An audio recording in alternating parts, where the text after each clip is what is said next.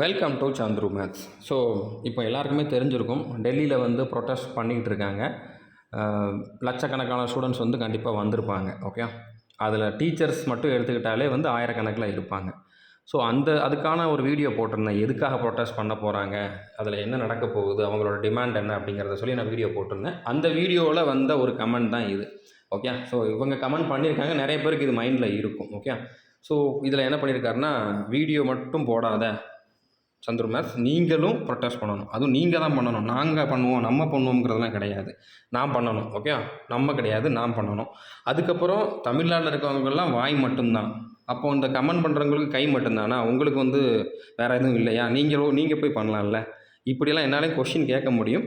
But இவங்க கேட்டிருந்த விதம் தப்பாக இருந்தாலும் கேட்ட கொஷின் கரெக்டு. ஓகே, இந்த மாதிரி எல்லாருக்குமே மைண்டில் இருக்கும், நம்ம ஏன் பண்ணக்கூடாது அப்படின்ட்டு. ஸோ இதில் ஒன்றும் தப்புலாம் நான் சொல்லலை. இவங்க கேட்டிருந்த கொஷின் கரெக்டு தான். ஓகே, பட் இது ஏன் பாசிபிள் இல்லை, தமிழ்நாட்டில் ஏன் பாசிபிள் இல்லை அப்படிங்கிறத நான் வந்து சொல்ல போகிறேன். ஓகே, பாசிபிளே இல்லைன்ட்டு இல்லை, என்ன இதில் வந்து நம்மளுக்கு என்னென்ன தடைகள் இருக்குது அப்படிங்கிறத சொல்லணும். இப்போ நீங்கள் சென்ட்ரல் கவர்மெண்ட்டில் எடுத்துக்கிட்டிங்க அப்படின்னா, இப்போ நார்த் இந்தியாவில் இன்றைக்கி நடக்கக்கூடிய ப்ரொட்டஸ்ட்டில் டீச்சர்ஸ் மட்டுமே, ஸ்டாஃப் மட்டுமே, இதுக்கு டீச் பண்ணுறவங்க மட்டுமே ஆயிரக்கணக்கில் போயிருப்பாங்க. கண்டிப்பாக 1000 பேராச்சும் போயிருப்பாங்க. ஓகே, தமிழ்நாட்டில் டீச் பண்ணுறவங்கள நம்ம விரல் விட்டு எண்ணிடலாம். ஒரு 4 சேனலோ 5 சேனலோ, அதுலேயும் 1 லட்சத்துக்கு மேலே சப்ஸ்கிரைபர் இருக்கிறவங்கன்னா ரொம்ப ரொம்ப கம்மி. ஸோ தமிழ்நாட்டில் இந்த மாதிரி சென்ட்ரல் கவர்மெண்ட் எக்ஸாமுக்குன்னு டீச் பண்ணிக்கிட்டு இருக்கக்கூடிய ஒரு சேனல் சர்வைவ் ஆகிறதே கஷ்டம். அவங்க அதை வச்சுக்கிட்டு அவங்களோட லைஃப்பை ஓட்டுறதே கஷ்டம். ஏன்னா யாரும் பார்க்க மாட்டீங்க. நீங்கள் வந்து டீச்சிங் ரிலேட்டடாக இந்த மாதிரி எஸ்எஸ்சிக்கு, ரயில்வேக்குன்னு போட்டால் பார்க்குறதுக்கு எத்தனை பேர் இருக்கீங்க? டிஎன்பிஎஸ்சிக்கும் இதுக்கும் கம்பேர் பண்ணி பாருங்கள். எஸ்எஸ்சிக்கு டீச் பண்ணுறவங்களும் நல்லா டீச் பண்ணலை அப்படி மாதிரி கிடையாது. டிஎன்பிஎஸ்சிக்கு பண்ணுறவங்களோட பெட்டராகவே டீச் பண்ணுறவங்களும் இதில் இருக்காங்க. ஓகே, நான் என்னன்னு சொல்லலை, ஜென்ரலாக தான் சொல்கிறேன். பட் எத்தனை வியூஸ் வருதுன்ட்டு பாருங்கள், ரெண்டையும் கம்பேர் பண்ணி பாருங்கள். டிஎன்பிஎஸ்சிக்குன்னு ஒரு வீடியோ வருது அப்படின்னா எவ்வளோ பேர் பார்க்குறீங்க, எத்தனை லட்சம் பேர் பார்க்குறீங்கன்ட்டு பாருங்கள். ஆனால் எஸ்எஸ்சிக்கு ஒரு ப்ரீவியஸ் இயர் கொஷினை சால்வ் பண்ணி போட்டால் 1000 வியூஸ் வர்றதுக்கே வந்து முக்க வேண்டி இருக்குது. ஓகே, ஸோ புரிஞ்சுருக்குன்னு நினைக்கிறேன். படிக்கிறவங்களே ஃபஸ்ட்டு கம்மி, இதுக்கு சப்போர்ட் பண்ணுறவங்களே ஃபஸ்ட்டு கம்மி. அதில் எவ்வளோ வேக்கன்சி வந்தாலும் நான் டிஎன்பிஎஸ்சி தான் போவேன் அப்படின்னு சொல்லி இருக்கிறவங்க தான் தமிழ்நாட்டில் இருக்காங்க.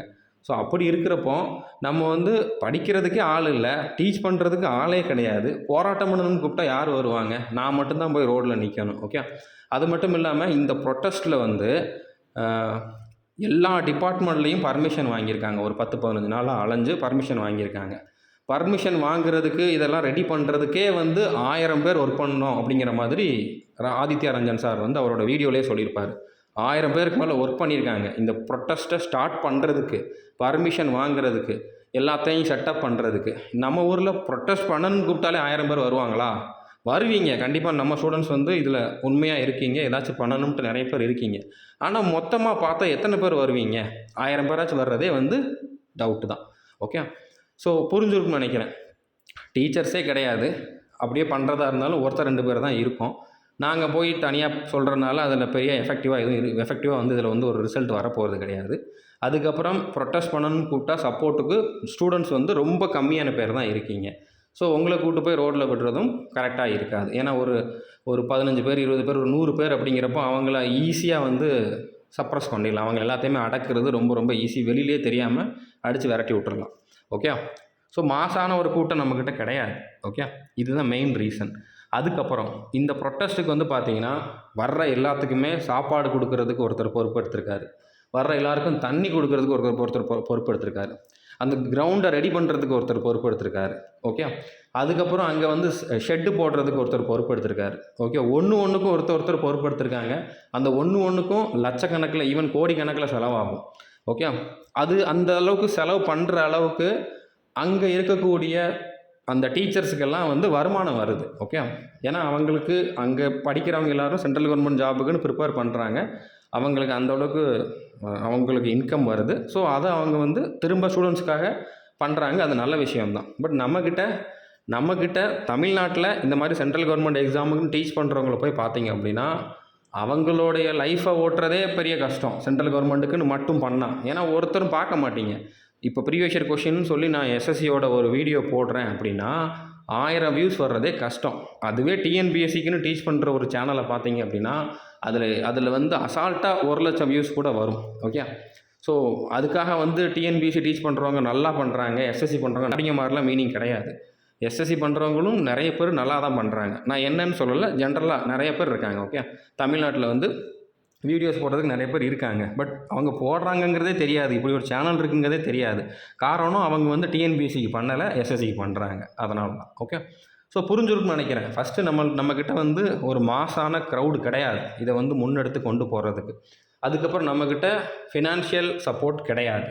ஸோ இது இருக்கிறப்போ நம்ம வந்து எதுவுமே பண்ண முடியாது. ஓகே, நம்ம பண்ணாலும் இதையும் தாண்டி நம்ம ஸ்டார்ட் பண்ணாலும் நம்மளை ஈஸியாக அடித்து விரட்டிடுவாங்க. ஓகே, ஸோ அதுக்காக நம்ம பயந்துக்கிட்டு பண்ணாமல் இருக்கோம் அப்படி மாதிரி இல்லை. ப்ராக்டிக்கலாக இதில் நிறையா ப்ராப்ளம்ஸ் இருக்குது இதை கொண்டு வரதுக்கு. ஓகே, ஸோ எப்படி இருந்தாலும் இப்போ டெல்லியில் பண்ணுறாங்க, நம்ம பண்ணி தான் இதை கொண்டு வரணும் அப்படிங்கிற மாதிரி அவசியம் இல்லை. டெல்லியில் பண்ணுறது நமக்கும் சேர்த்து தான் பண்ணுறாங்க. ஸோ நம்மளால் வந்து ஒரு வீடியோ போட்டாவது அவங்களுக்காக சப்போர்ட் பண்ண முடியுமே அப்படிங்கிறதான் நான் வந்து வீடியோ போட்டிருக்கேன். ஓகே, ஸோ இதில் வேறு ஒன்றும் கிடையாது. புரிஞ்சிருக்குன்னு நினைக்கிறேன். நீங்கள் வந்து நிறைய பேர் வந்து என்ன நினச்சிக்கிட்டு இருக்கீங்கன்னு எனக்கு தெரில. ஓகே, ஏதாவது ஒரு கோர்ஸ் கொடுத்தா அதை மணி மைண்டடாக கொடுக்குறோம் அப்படிங்கிற மாதிரி நிறைய பேர் நினைக்கிறீங்க. ஸோ நீங்கள் வேலைக்கு போகிறது இப்போ எதுக்காக போகிறீங்க? சம்பளம் இல்லாமல் யாராச்சும் வேலை பார்க்குறீங்களா? இல்லைனா ஃப்ரீயாக வந்து எத்தனை சர்வீஸ் எல்லோரும் பண்ணியிருக்கீங்க? ஸோ அந்த மாதிரிலாம் நிறையா கொஷின்ஸ் கேட்கலாம். ஓகே, ஸோ புரிஞ்சிருக்குன்னு நினைக்கிறேன். எல்லாருமே வந்து ஒரு லிமிட் வரைக்கும் தான் வந்து ஒரு சோஷியல் மைண்டடாக இருக்க முடியும். அதை தாண்டி வந்து போகணும் அப்படின்னா நிறைய சப்போர்ட் தேவைப்படும். ஓகே, புரிஞ்சிருக்குன்னு நினைக்கிறேன். கண்டிப்பாக நான் இதில் பண்ணுறதுக்கு நான் ரெடி தான். பட் என் கூட எத்தனை பேர் வந்து நிற்பாங்க அப்படிங்கிறது டவுட். ஓகே, ஸோ அதனால் வந்து அவங்களோட லைஃப்பும் பாதிக்கப்பட போகுது, என்னோடய லைஃப்பும் பாதிக்கப்படும், அவங்களோட லைஃப்பும் பாதிக்கப்படும்.